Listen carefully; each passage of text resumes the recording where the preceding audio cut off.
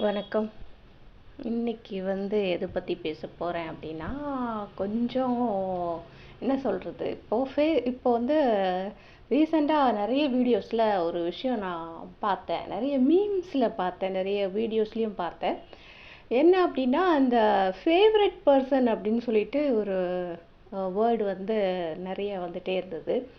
அது favourite person நெறைய videos வந்தது. ஃபேவரைட் பெர்சன் கால் பண்ணா நம்ம எப்படி ஹேப்பியா இருப்போம். ஃபேவரைட் பெர்சன் டெக்ஸ்ட் பண்ணா எப்படி ஹேப்பியா இருப்போம். அவங்க டெக்ஸ்ட் பண்ணலைன்னா எவ்வளோ கஷ்டமா இருக்கும். ஸோ இந்த மாதிரி நெறைய வீடியோஸ் நான் பார்த்துக்கிட்டே இருந்தேன். இன்னும் ஃபேவரைட் பெர்சன் அப்போ ஃபேவரைட் பெர்சன்னா யார்? நம்மளுக்கு யார் அப்படி இருக்காங்க? அப்படின்லாம் யோசிக்க ஆரம்பிச்சிட்டேன்.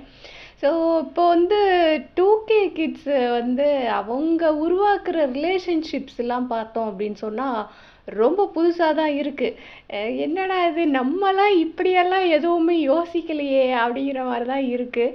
சாதாரணமாக கூப்பிடுறதுக்கே இப்போல்லாம் எல்லாரும் என்ன சொல்கிறாங்க, ப்ரோன்னு சொல்கிறாங்க. நார்மலாகவே எல்லாருமே அப்படி தான். நானும் கூட அப்படிலாம் கூப்பிட ஆரம்பிச்சிட்டேன். ஜிம்முக்கெலாம் போனால் சிலர் ப்ரோ அப்படின்ற மாதிரி கூப்பிட ஆரம்பிச்சிட்டேன். ஸோ அதெல்லாம் வந்துருச்சு. அப்படியே பழக்கம் அப்படியே வந்துடுச்சு. நம்மள யாரோ ஒருத்தர் கூப்பிடும்போது நம்மளும் அவங்கள அப்படி கூப்பிட்டு தானே ஆகணும், வேறு வழி இல்லையே. அந்த மாதிரி இந்த ப்ரோ அப்படிங்கிற வார்த்தை ரொம்ப காமனாக வந்துருச்சு. நிறைய இடங்கள்லேயே நான் அதை பார்க்குறேன். நார்மலாக முன்னாடிலாம் நம்ம என்ன சொல்லுவோம், ஒருத்தர் கொஞ்சம் வயசில் பெரியவங்களாக இருந்தாங்கன்னா ஒரு அங்கிள் சொல்லுவோம். அதுக்கப்புறம் இல்லை, அதுக்கெல்லாம் முன்னாடி என்ன சொல்லிட்டு இருந்தோம்னா அண்ணன்னு சொல்லுவோம். அண்ணா இது என்ன இது அப்படின்னு சொல்லிட்டு, தெரியாதவங்கன்னா டக்குன்னு அண்ணா அப்படின்னு சொல்லிட்டு வாயில் வந்துடும். இல்லை, அதுக்கப்புறம் அங்கிள் சொன்னாங்க. அதுக்கப்புறம் பார்த்தாங்கன்னா இப்போ யாரை பார்த்தாலும் ப்ரோன்னு தான் சொல்கிறாங்க. அது சேம் ஏஜ் குரூப்பாக இருந்தால் ஓகே, வேறு ஏஜ் குரூப்பாக இருந்தால் கூட அந்த மாதிரி தான் சொல்கிறாங்க. ஸோ அது தப்பான விஷயம் கிடையாது. ஓகே, வார்த்தைகள் மாறத்தானே செய்யும்.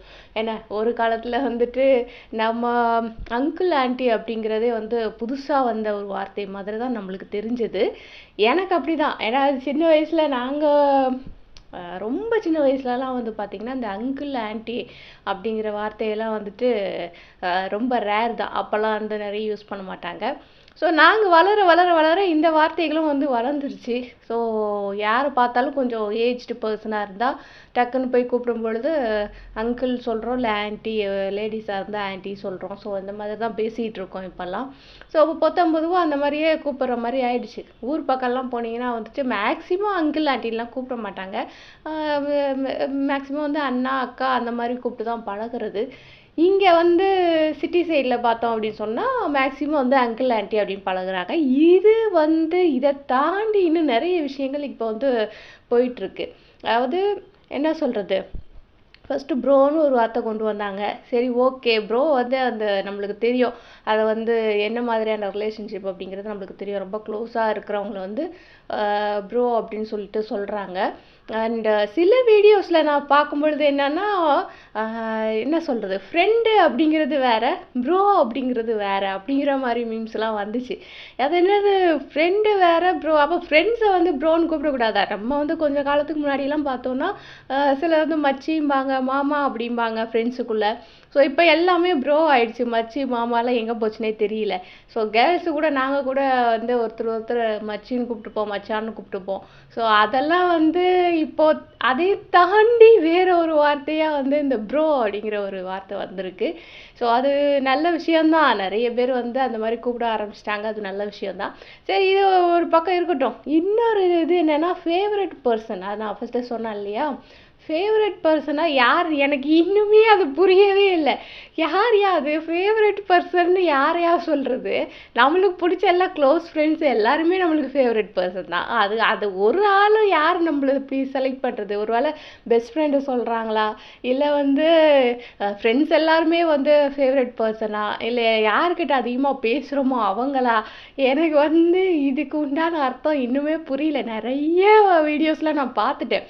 இன்ஸ்டாவில் பார்த்தோன்னா அந்த மாதிரி வருது, ரீல்ஸ் பார்த்தோன்னா அந்த மாதிரி வருது. ஃபேவரட் பர்சன் போட்டு வீடியோஸ் வருது. என்ன ஃபேவரட் பர்சன் யாராக இருக்கும் அப்படிங்கிறது எனக்கு இன்னுமே புரியல. அதுக்கு முன்னாடி இன்னும் சில ரிலேஷன்ஷிப்ஸ்லாம் உருவாக்குனாங்க. என்னன்னு பார்த்தோன்னா பெஸ்டி அப்படின்னு சொல்லிட்டு ஒரு ரிலேஷன்ஷிப் உருவாக்குனாங்க. பெஸ்டி அப்படிங்கிறது யார்? அது பெஸ்டி அப்படின்னா பெஸ்ட் ஃப்ரெண்டா அப்படின்னு கேட்டால் பெஸ்ட்டு ஃப்ரெண்டுக்கும் மேலேயா லவ்வரோட கொஞ்சம் கீழேயா அந்த மாதிரி இருக்கிறவங்கள வந்து பெஸ்டி அப்படின்னு சொல்லுவாங்க அப்படின்னு சொல்லியிருக்காங்க. பெஸ்டியா இதெல்லாம் நம்ம படிக்கிற காலத்தில் இதெல்லாம் இல்லையே, என்னையா புதுசு புதுசாக உருவாக்குறீங்க, நாங்கள் படிக்கிற காலத்துலலாம் இது இல்லாமல் போயிடுச்சே அப்படின்லாம் தோணுது. இருந்தாலும் பரவாயில்ல, நம்ம கொஞ்சம் நல்லபடியாக தான் வளர்ந்துருக்கோம் அப்படின்னு நினைக்கிறேன். அதுக்கப்புறம் வந்து பார்த்தோன்னா பெஸ்டி அப்படிங்கிறது ஏ டு இசட் எல்லாமே ஷேர் பண்ணிக்கிறாங்க. ஸோ அந்த மாதிரியான ஒரு ரிலேஷன்ஷிப் தான் வந்து பெஸ்டி அப்படின்னு பேர் வச்சுருந்தாங்க. அது நம்மளுக்கு புரியதுக்கே ரொம்ப காலம் எடுத்துச்சு. பெஸ்டினா யார், என்ன, ஏது, அந்த வார்த்தையை புரிஞ்சுக்கிறதுக்கே நம்மளுக்கு ரொம்ப காலம் எடுத்துச்சு. இப்போ திடீர்னு ஃபேவரட் பர்சன்னு ஒரு வார்த்தை வருது. அதுக்கப்புறம் வந்து பார்த்தீங்கன்னா இன்பிட்வீனில் இந்த பெஸ்டிக்கும் ஃபேவரட் பர்சனுக்கும் இன்பிட்வீனில் இன்னொரு ரிலேஷன்ஷிப்பை கண்டுபிடிச்சிருக்காங்க. அதாவது ரிலேஷன்ஷிப் இன்பிட்வீன் சொல்லலை, அந்த வார்த்தைகள் வந்த காலத்தில் சொல்கிறேன். ஃபஸ்ட்டு பெஸ்டின்னு வந்தது, இப்போ ஃபேவரட் பர்சன் இருக்குது, இன்பிட்வீனில் ஒரு வார்த்தை இருக்குது. என்ன வார்த்தை அப்படின்னா எஃப்டபிள்யூபியா. எஃப்டபிள்யூபியா அப்படின்னா என்னது அப்படின்னு பார்த்தேன். ரொம்ப எனக்கு வந்து ரொம்ப யோசனையாகவே இருந்தது. என்னடா இது புதுசாக ஏதோ கோட் வேர்டெலாம் சொல்கிறாங்க. முன்னையாவது பரவாயில்ல பெஸ்டின்னு ஒரு வார்த்தை சொன்னாங்க, அதுக்கு முன்னாடி ப்ரோன்னு ஒரு வார்த்தை சொன்னாங்க. சரி அதெல்லாம் வந்து ஓரளவுக்கு புரிஞ்சுது. இது என்ன எஃப்டபிள்யூபின்னு என்ன வார்த்தை இது அப்படிங்கிறது எனக்கு சுத்தமாக புரியவே இல்லை. அதுக்கப்புறம் பார்த்தா என்ன அப்படின்னு கேட்டால் ஃப்ரெண்ட்ஷிப் வித் பெனிஃபிட்ஸாம். அது என்ன ரிலேஷன்ஷிப் உருவாக்குறாங்கன்னு புரியவே மாட்டேங்குதுப்பா. ஃப்ரெண்ட்ஷிப் வித் பெனிஃபிட்ஸ், அது என்ன பெனிஃபிட்ஸ் அப்படின்னு கேட்டால் அது எதா வேணா இருக்கலாம் அப்படின்றாங்க. இதான் எதா வேணா இருக்கலாம்னா என்னையா மீன் பண்ணுறீங்க நீங்கள்? ஃப்ரெண்ட்ஸுனாலே ஜாலியாக பேசுகிறதுக்கு, அரட்டை அடிக்கிறதுக்கு, நம்மளுக்கு வந்து ரிலேஷன்ஸ் கிட்ட நம்ம வந்து ஷேர் பண்ணிக்க முடியாத விஷயங்களை நம்ம ஃப்ரெண்ட்ஸ் கிட்ட ஷேர் பண்ணிப்போம். நிறைய விஷயங்கள் இருக்கும். பெஸ்ட் ஃப்ரெண்ட்ஸ் அப்படின்னா நம்ம வந்து ஏ டு இசட் கூட ஷேர் பண்ணுறதுக்கு யாராவது ஒருத்தங்க இருப்பாங்க. கண்டிப்பாக எல்லார் வாழ்க்கையிலையும் அப்படி தான் இருப்பாங்க. ஏ டு இசட் வந்து யாராவது ஒருத்தர்கிட்ட நம்ம சொல்லிக்கிட்டு இருப்போம் ஃப்ரெண்டுக்கிட்ட. ஸோ அந்த மாதிரி பெஸ்ட்டு ஃப்ரெண்டாக இருக்கக்கூடியவங்கெல்லாம் இருக்க தான் செய்கிறாங்க. ஆனால் இந்த ஃப்ரெண்ட்ஷிப் வித் பெனிஃபிட் அப்படிங்கிறது என்ன மாதிரியான ஒரு ரிலேஷன்ஷிப் அப்படிங்கிறது எனக்கு தெரில. புதுசாக உருவாக்கிக்கிட்டே இருக்காங்க. இதெல்லாம் வந்து எங்கே போய் முடிய போகுதுன்னு தெரியல. ஸோ நம்மளும் நார்மலாக வந்து சமூக வலைத்தளங்களில் வரும் பொழுது இது மாதிரி நிறைய வார்த்தைகளை கிராஸ் பண்ணி தான் வர வேண்டியதாக இருக்குது. அதாவது என்ன சொல்கிறது, இப்போ ஃப்ரெண்ட்ஷிப் வித் பெனிஃபிட் அப்படின்னா முன்னெல்லாம் வந்துட்டு ஃப்ரெண்ட்ஸா அப்படின்னு கேட்பாங்க, ஃப்ரெண்ட்ஸாக இருக்கலாமா அப்படின்ற மாதிரி ஒரு சேட்டிங் செஷன் போனால் நிறைய பேர் வந்து கேட்பாங்க. இப்போ அதுவே வந்து ஃப்ரெண்ட்ஸ் வித் பெனிஃபிட் அப்படின்ற மாதிரி கேட்குறாங்க. ஃப்ரெண்ட்ஸ்னால் நம்ம வந்து ஆன்லைனில் வந்து சேட் பண்ணுற யாரையுமே நம்ம மீட் பண்ண போகிறது கிடையாது. இருந்தால் கூட இது என்ன வார்த்தை, இதுதான் இப்போ வந்து ஃபேஷனாக இருக்கா அப்படிங்கிறது தான் எனக்கு ஒரு டவுட்டாக இருக்குது. அதையும் வந்துட்டு நான் சிலது புரியலைன்னா யார் கேட்குறாங்களோ அவங்ககிட்டயே விளக்கம் கேட்பேன். இது இப்படின்னா என்ன அர்த்தம், இது என்ன மீன் பண்ணுறீங்க, எதுக்கு புதுசாக ஒரு வார்த்தை வருது, இதெல்லாம் வந்து என்ன அப்படின்னு சொல்லிட்டு கேட்பேன். ஸோ அப்படி கேட்கும்பொழுது தான் வந்து ஒருத்தங்க வந்து சொன்னாங்க எஃப்டபிள்யூபின்னா ஃப்ரெண்ட்ஷிப் வித் பெனிஃபிட் அப்படின்னு சொன்னாங்க. வித் பெனிஃபிட் அப்படிங்கிறதுக்கு என்ன மீனிங் அப்படிங்கிறது சத்தியமாக இன்னி வரைக்கும் எனக்கு புரியல.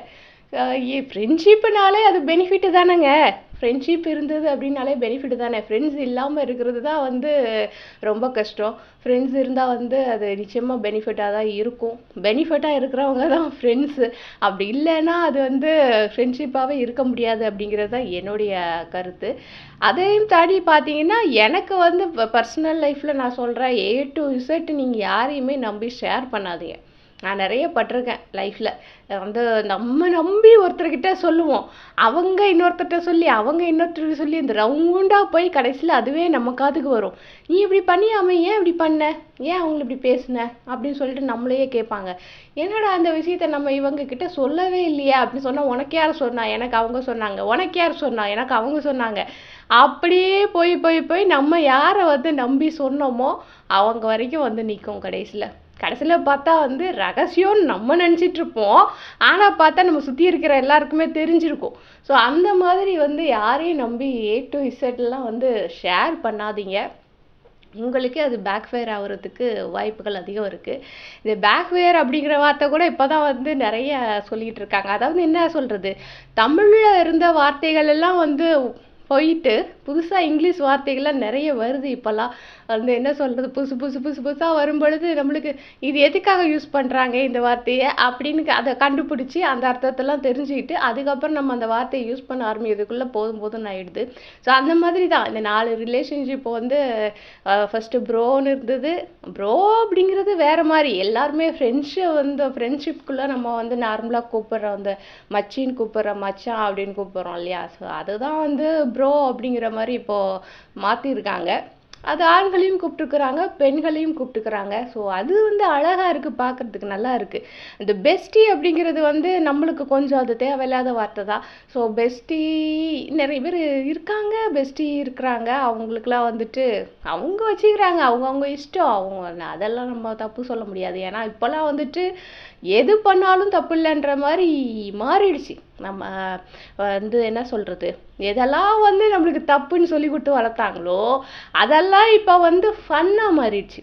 ஃபன் அப்படிங்கிறது வந்து என்னடா இது ஃபன்னுன்னா என்னடா, நாங்களாம் ஃபன்னுன்னா டாம் அண்ட் ஜெர்ரி பார்க்குறது தான்டா ஃபன்னுன்னு நினச்சிட்டு இருக்கோம். நீ என்னடா ஃபன்னுன்னா வேறு என்னெல்லாமோ சொல்கிறீங்க அப்படின்ற மாதிரி இருக்குது. ஸோ அந்த மாதிரி நிறைய வார்த்தைகள் மாறிடுச்சு, அர்த்தங்கள் மாறிடுச்சு. நம்மளுக்குலாம் வந்துட்டு இதெல்லாம் தப்பு, இதெல்லாம் செய்யக்கூடாது, அதெல்லாம் தப்பு, அது செய்யக்கூடாது அப்படின்னு சொல்லி நிறைய சொல்லி கொடுத்து வளர்த்துருப்பாங்க. நிறைய விஷயங்கள் சொல்லியே கொடுக்காம வளர்த்துருப்பாங்க. அது நம்மளுக்கு தெரியவே வேண்டாம் அந்த விஷயம் அப்படின்லாம் சொல்லி நம்மளை வந்து இது பண்ணியிருப்பாங்க. ஸோ அப்படிப்பட்ட விஷயங்கள்லாம் எங்கே வந்துடுச்சுன்னா ஃபன்னுன்னு வந்துடுச்சு. ஃபன் பண்ணுறோம் அப்படின்னா அதுக்கு அர்த்தம் வந்து எதா வேணால் இருக்கலாம் அப்படிங்கிறது தான் அர்த்தமே. அதாவது என்ன அப்படின்னா, போக போக இந்த மாதிரி ரிலேஷன்ஷிப்லலாம் வந்து பார்த்தீங்கன்னா எது பண்ணாலும் தப்பு இல்லை அப்படிங்கிற மாதிரி ஆயிடுச்சு. முன்னெல்லாம் வந்துட்டு சில விஷயங்கள் வந்து ரொம்ப தப்புன்னெலாம் சொல்லிட்டு இருந்தாங்க. இப்போல்லாம் வந்துட்டு இதுதானா, இவ்வளோதானா, இதுக்கு போய் எவ்வளோ ஃபீல் பண்ணுறீங்க அப்படிங்கிற மாதிரி ஆயிடுச்சு. ஸோ உலகம் எங்கே போய்கிட்டு இருக்குன்னு தெரியல. எல்லாம் சொல்லுவாங்களே, விவேக் காமெடி அதில் சந்தானம் காமெடியில் சொல்லியிருப்பாங்க, எல்லாம் எங்கே போயிட்டு இருக்காங்க, எல்லாம் அங்கே தான் போகிறாங்க அப்படின்ற மாதிரி. உலகம் எங்கே தான் போயிட்டுருக்கு, எல்லாம் அங்கே தான் போயிட்டுருக்கு அப்படிங்கிற மாதிரி ஆயிடுச்சு. ஸோ பெஸ்டி அப்படிங்கிறது வந்து ஓகே, ஒருத்தரோடு நிறுத்திக்க மாட்டேங்கிறாங்க. அது கூட பெஸ்டி அப்படிங்கிறது அதுலேயும் வந்து XYZன்னு எல்லாமே வந்து இப்போ கண்டினியூஸாக போய்கிட்டே இருக்குது. ஒரு ரிலேஷன்ஷிப்னா ஒருத்தர் தான்ப்பா இருக்க முடியும் ஒரு ரிலேஷனில். அந்த ரிலேஷன்ஷிப்பை வந்து நீங்கள் XYZன்னு போட்டு போய்கிட்டே இருந்தால் என்ன அர்த்தம்? இப்போல்லாம் வந்து எக்ஸ் அப்படிங்கிறது ரொம்ப ஃபேமஸான ஒரு வார்த்தையாக இருக்குது. நம்ம வந்து சொல்லிட்டு இருந்த அந்த மாதிரி ரிலேஷன்ஷிப்பில் எக்ஸ் அப்படிங்கிறது ஒரு முக்கியமான ரிலேஷன்ஷிப்பாக இருக்குது. முன்னெல்லாம் வந்துட்டு எக்ஸ் அப்படிங்கிறதெல்லாம் வெளியில் சொல்லவே மாட்டாங்க, எக்ஸை வந்து இருக்கிறதாவே காமிச்சிக்க மாட்டாங்க. இப்போல்லாம் வந்து ரொம்ப சாதாரணமாயிடுச்சு. யாருப்பா அவங்க என்னோட எக்ஸு அப்படின்னு சொல்கிறது ரொம்ப வந்து சாதாரணமாயிடுச்சு. இது வந்து பெஸ்டிக்கும் பொருந்தும், லவ்வருக்கும் பொருந்தும். அதே மாதிரி என்ன சொல்கிறது, வாழ்க்கை துணைக்கும் இது பொருந்தும். வாழ்க்கை துணைக்கு கூட சொல்கிறாங்க எக்ஸ் ஹஸ்பண்ட், எக்ஸ் ஒய்ஃப் அப்படின்ற மாதிரிலாம் ஆயிடுச்சு. ஸோ அந்த எக்ஸ் அப்படிங்கிற வார்த்தையும் இப்போ வந்து ரொம்ப பிரபலமாயிட்டே இருக்குது. ஸோ அது வந்து நல்ல விஷயம் இல்லை அப்படிங்கிறது தான் என்னுடைய கருத்து. சரி, ஓகே. இதில் வந்து நம்ம பார்த்தோன்னா பெஸ்டின்னு ஒருத்தங்க இருப்பாங்க, லவ்வர்னு ஒருத்தங்க இருப்பாங்க, வாழ்க்கை துணையும் ஒருத்தங்க இருப்பாங்க, இதெல்லாம் தாண்டி எக்ஸ்ன்னு ஒருத்தங்க இருப்பாங்க. ஒருத்தங்க தான் இருப்பாங்களா இந்த லிஸ்ட்டில் அப்படிங்கிறதும் தெரிய மாட்டேங்குது. என்ன மாதிரியான ரிலேஷன்ஷிப்பில் போயிட்டுருக்காங்க இவங்களாம் அப்படிங்கிறதும் புரிய மாட்டேங்குது. புதுசாக வருது எல்லா ரிலேஷன்ஷிப்பும். ஸோ இப்போ லேட்டஸ்ட்டாக நான் பார்த்து எனக்கு புரியாத ஒரு விஷயம் வந்து இந்த ஃபேவரட் பர்சன் அப்படிங்கிறது தான். ஒருவேளை நம்மலாம் இதெல்லாம் இல்லாமலே வளர்ந்துட்டோமோ, இதெல்லாம் அனுபவிக்காமலே போயிடுவோமோ அப்படிங்கிற மாதிரிலாம் தோணுது. ஸோ அந்த மாதிரிலாம் வந்துட்டு புதுசாக கொண்டு வர்றாங்க. ஏன்பா இதெல்லாம் வந்துட்டு ஒரு 10 வருஷத்துக்கு முன்னாடி கொண்டு வந்துடக்கூடாதா, இப்போ தான் கொண்டு வரணுமா எல்லாத்தையும் அப்படிங்கிற மாதிரி கூட தோணுது.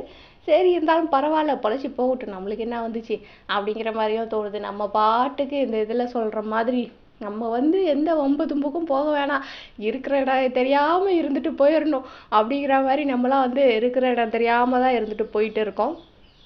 ஸோ இந்த ரிலேஷன்ஷிப்லாம் வந்து தேவையா அப்படிங்கிறத நீங்கள் முடிவு பண்ணிவிட்டு அதுக்கப்புறமா மெயின்டைன் பண்ணுங்கள். ஏன் அப்படி சொன்னால், எல்லாமே புதுசாக வரக்கூடிய எல்லா ரிலேஷன்ஷிப்பும் வந்துட்டு நல்லதாக இருக்காது. அதாவது சொல்கிறது, வார்த்தைகளில் சொல்கிறத நான் சொல்கிறேன். பெஸ்டின்னு சொல்கிறாங்க, ஸோ பெஸ்டின்னு சொல்கிறாங்க அப்படிங்கிறதுக்காக நம்மளுக்கு கண்டிப்பாக ஒரு பெஸ்டி இருக்கணும் அப்படிங்கிறது அர்த்தம் கிடையாது. அதே மாதிரி எக்ஸ்ன்னு சொல்கிறாங்க. எக்ஸ்ன்னு சொல்லிக்கிறது வந்து கொஞ்சம் நல்லா இருக்குது, ஒரு கொஞ்சம் என்ன சொல்கிறது, ஒரு ஃபேஷனாக இருக்குது, அந்த மாதிரியெல்லாம் வந்து யோசித்து நானும் வந்து எனக்கு எக்ஸ் ஒய் செட்லாம் வேணும் அப்படிங்கிற மாதிரிலாம் சிந்திக்காதீங்க. ஸோ இதெல்லாம் வந்து நிறைய பேருக்கு அது பாதிப்பை ஏற்படுத்தும். அதுதான் வந்து என்னுடைய கருத்து. இன்னும் என்னென்ன புதுசாக கண்டுபிடிக்க போகிறாங்க அப்படிங்கிறது தெரியல. நான் வெயிட் பண்ணுறேன். I am waiting to see என்னென்ன வார்த்தைகள் புதுசாக வருது அப்படின்னு சொல்லிட்டு. ஏன்னா ஆன்லைனில் வந்து நம்ம பார்த்தாலே நம்மளுக்கு தெரியும், புதுசு புதுசாக ஏதாவது வார்த்தைகள் வந்துகிட்டே தான் இருக்குது டெய்லியும். ஸோ உங்களுடைய ஃபேவரட் பர்சன் யார் அப்படிங்கிறத வந்து கமெண்ட் செக்ஷனில் சொல்லுங்கள். அண்ட் ஃபேவரட் பர்சன்னா யார் அப்படிங்கிறத முதல்ல எனக்கு விளக்கி சொல்லுங்கள். அதுக்கப்புறமா வந்து உங்கள் ஃபேவரட் பர்சனை பற்றி நீங்கள் ஷேர் பண்ணிக்கலாம். அண்ட் இந்த வீடியோ உங்களுக்கு ரொம்ப பிடிச்சிருந்ததுன்னா லைக் பண்ணுங்கள். ரொம்ப ரொம்ப பிடிச்சிருந்ததுன்னா ஃப்ரெண்ட்ஸ் கூட ஷேர் பண்ணுங்கள். அது மட்டும் இல்லை, நான் எப்போவுமே சொல்கிற மாதிரி நம்மளுடைய இந்த வெட்டி பேஜி சேனலை மறக்காமல் சப்ஸ்கிரைப் பண்ணிவிடுங்க. ஓகேவா? அடுத்த வீடியோவில் சந்திக்கிறேன். பாய்.